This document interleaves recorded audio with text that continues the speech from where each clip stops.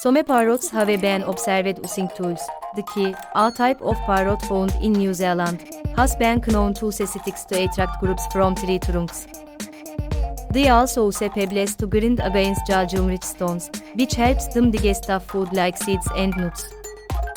Parrots can mimic human speech and utter sounds. Many species of parrots have the ability to mimic sounds, including human speech. In fact, some parrots have even been known to have conversations with their human owners. They can also mimic other sounds like sirens, jar alarms, and even musical instruments. Parrots have a zyggodactyl feet. This means that they have a TVO toes pointing forward and TVO toes pointing backward.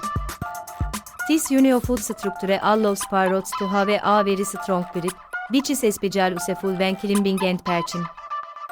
In fact, some species of parrots are known for being able to hang upside down from branches using just their feet.